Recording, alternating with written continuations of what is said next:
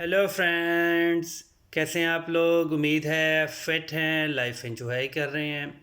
दिसंबर start हो चुका है और स्पेशली टमाटोज़ के प्लांट बहुत ज़्यादा ब्लूम कर रहे हैं, बहुत ज़्यादा फ्लावरिंग हो रही है और बहुत सारी बेसिक सी मिस्टेक्स हैं जिनको अगर हम कवर नहीं करेंगे तो हमारे प्लांट्स बहुत जल्दी ड्राई हो जाएंगे और जितने भी फ्लावर्स होंगे वो ड्रॉप हो जाएंगे। बेसिकली टमाटोज़ के प्लांट कुछ ऐसे प्लांट्स होते हैं इनको बहुत ज़्यादा फर्टिलाइज़र नहीं रिक्वायर होता, ना आपने कभी बहुत ज़्यादा पानी देना है। इनकी 3 से 4 बेसिक टर्म्स हैं, बेसिक टेक्निक्स हैं। अगर आप उनको फॉलो करेंगे तो आपको टमाटोज़ प्लांट बहुत ज़बरदस्त ग्रोथ मिलेगी और उनके ऊपर जो फ्रूट होगा वो भी बड़े साइज़ का होगा। फ्लावर्स बहुत अच्छे ब्लूम करेंगे और अगर 100% फ्लावर हैं तो वो 100% कन्वर्ट होंगे फ्रूट में। स्टेप बाय स्टेप डिस्कस करते हैं।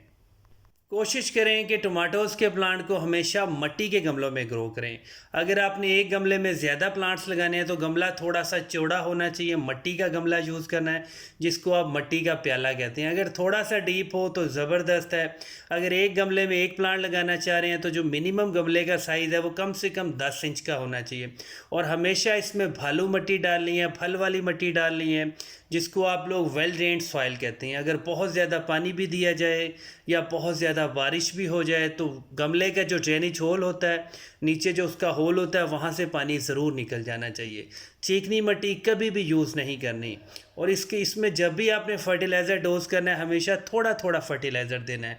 मतलब ये टोटल जो क्रॉप है आपकी, अगर आप इसको सितंबर अक्टूबर में ग्रो कर रहे हैं तो ये मैक्सिमम मार्च अप्रैल तक जाएगा और ये 5 से 6 महीनों में आपने इसको सिर्फ 4 से 5 बार ही फर्टिलाइज़र देना है। अब मंथली बेसिस पे या 15 डेज़ के बाद आप 1 मुट्ठी 2 मुट्ठी थोड़ा सा कंपोस्ट दे सकते हैं, वर्मी कंपोस्ट दे सकते हैं, लेकिन कभी भी कच्ची खाद इसको नहीं डोज करनी है। और कच्ची खाद वो वाली होती है जो घर पे आप कंपोस्ट बनाते हैं, सब्जियों के छिलके, आपके फ्रूट के छिलके, उनको आप कंपोस्ट डीकम्पोज करते हैं।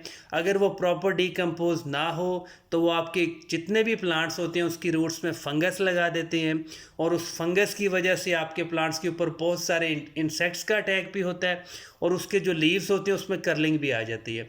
और जब भी आपने टमाटोज़ के प्लांट को फिज़िकली फील करना है, अगर किसी ब्रांच के ऊपर या किसी प्लांट के ऊपर लीव्स में कर्लिंग है, आप उसको हाथ से प्लग कर सकते हैं, उसको प्रून कर दिया करें। अगर आपके पास थोड़े प्लांट हैं तो उसको प्रून कर दें। अगर आपके पास ज़्यादा सारे प्लांट्स हैं तो उस प्लांट्स को बेस्ट यही होगा कि रूट समेत निकाल के कहीं दूर फेंक दें। उस वायरस की वजह से आपके दूसरे प्लांट्स भी ख़राब हो जाते हैं। आपने इसको फर्टिलाइज़र कोई भी दे सकते हैं, गली सड़ी गोबर की खाद इसके लिए बेस्ट है। अब यहाँ पे ये भी डिस्कस करना है कि इसके फ्लावर्स क्यों ड्रॉप होते हैं। बेसिकली बहुत सारे लोगों को यही मिसअंडरस्टैंडिंग है कि इसके फ्लावर्स इसलिए ड्रॉप होते हैं, शायद कोई इंसेक्ट उसके फ्लावर्स को खा जाता है या कोई वायरस का अटैक होता है। ऐसा कभी भी नहीं होता। अगर आपके प्लांट्स के ऊपर बहुत ज़्यादा फ्लावर्स आ रहे हैं इसका मतलब आपने प्लांट तो आपका ज़बरदस्त है, उसकी ग्रोथ अच्छी जा रही है, लेकिन आपने जो उसको पॉटिंग मिक्सचर दिया है और जो आपने उसको फर्टिलाइज़र दिया उसमें इतनी ज़्यादा पावर नहीं है। ये थोड़ा सा नाइट्रोजन बेस्ड प्लांट होता है, इसको नाइट्रोजन ज़्यादा पसंद है। और नाइट्रोजन कहाँ से मिल सकती है? आप ऑर्गेनिक मीडिया भी यूज़ कर सकते हैं, इनऑर्गेनिक मीडिया भी यूज़ कर सकते हैं। अगर आप चाहें तो इसके गमलों में 1 टीस्पून NPK का जो सोल्यूशन होता है, जो पाउडर्ड होता है, उसको थोड़े से पानी में मिक्स करें, पानी फ्लड कर दें। नहीं तो बेस्ट यही होता है जो गली सड़ी पुरानी से पुरानी खाद है उसका आप हाथ से मैश करें, थोड़ा सा पाउडर बनाएं और एक गमले में कम से कम 1-1 2-2 इंच की लेयर बना दें। गली सड़ी गोबर की जो खाद है वो ऐसी खाद होती है, वो आहिस्ता आहिस्ता डिकम्पोज होती है। उसमें जितना भी नाइट्रोजन होता है, उसमें फास्फोरस होता है, उसमें पोटाशियम होता है, वो आहिस्ता आहिस्ता गमले की मिट्टी में डिज़ोल्व होता है, आहिस्ता आहिस्ता उसको पावर देता है। ऐसा कभी भी नहीं होता कि आपने आज फर्टिलाइज़र दिया और स्पेशली ऑर्गेनिक फर्टिलाइज़र दिया और 2 दिन के बाद आपका प्लांट जो है वो बिल्कुल संजय दत्त बन जाए। ऐसा कभी भी नहीं होता। ये थोड़ा सा स्लो प्रोसेस होता है।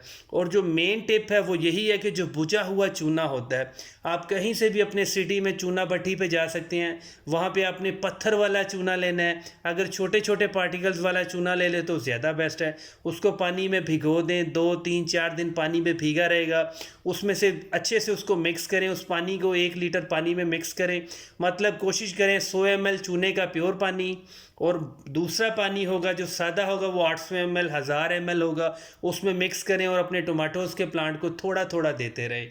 इससे ये होगा कि उसमें बहुत ज़्यादा कैल्शियम आएगा, थोड़ा सा पोटाशियम आएगा, आपका प्लांट अच्छे से बूस्ट होगा, उसके ऊपर फ्लावरिंग ज़बरदस्त होगी, और जितने भी फ्लावर्स टोमेटो में कन्वर्ट हो गए और उसके फ्रूट का साइज़ भी बहुत ज़बरदस्त बनेगा।